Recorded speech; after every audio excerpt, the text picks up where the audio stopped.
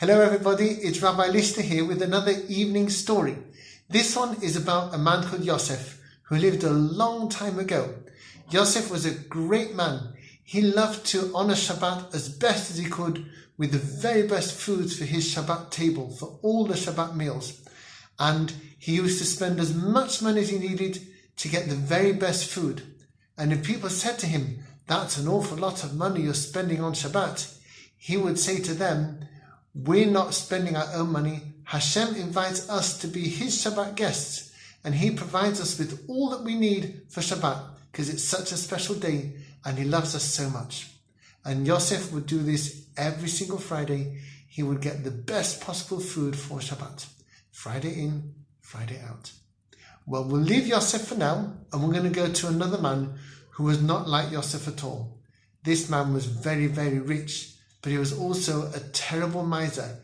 He hated spending money, and he used to look at all his jewels and all his money every day and say, "Look how rich I am." And one day he started worrying about the fact that somebody else might get all his money. So he decided on a special trick. He took all his money and he spent it to buy one enormous diamond. And he put this diamond in his hat, and he decided he would wear the hat all the time. So he knew that the diamond was safe and nobody would burgle it from his home while he was out. Because he was wearing his hat on his head all the time. Well, one day, this greedy man who didn't like spending anything at all or giving anything to anybody was walking along by the Euphrates River.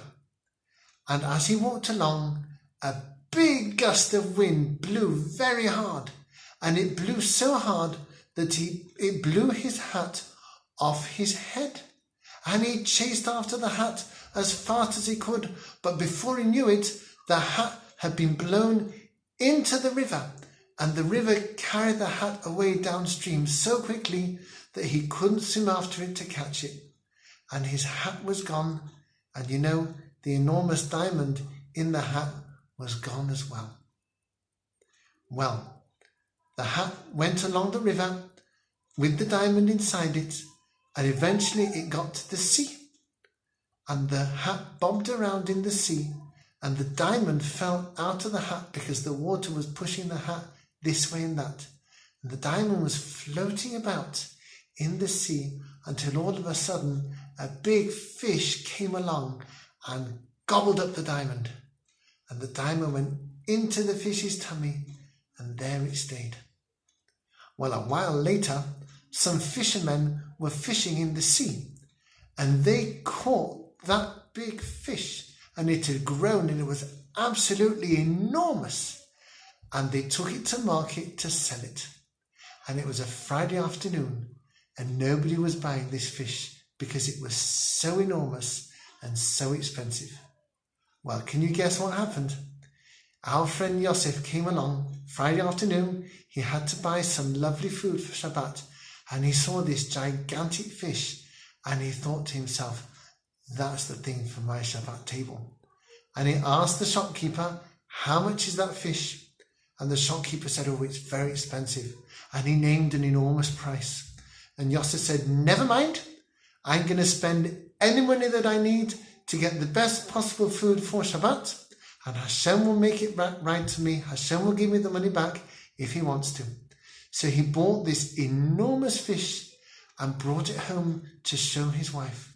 And his wife said, "Wow, that's an enormous fish. How much did that cost?" And he told her what it cost, and she said, "Wow, that's really expensive, but never mind. For Shabbat, I know we have the best food, and Hashem will make it back to us if he wants." So she took a knife to open up the fish and start preparing it for their Shabbat meal. And the knife caught on something hard, and she thought, "That's odd, it feels like a stone." And she reached into the fish with her hand, and she pulled out an enormous diamond. And she said, "Oh my goodness, look at this. What are we going to do?" And Yosef said, "We'll sell the diamond and we'll never have to worry about any money for the rest of our lives." And do you know what this means? He said to his wife. Hashem has paid us back. So they took the diamond and they sold it, and they didn't have to worry about money for the rest of their lives, and they lived happily ever after. Thanks for listening. Take care.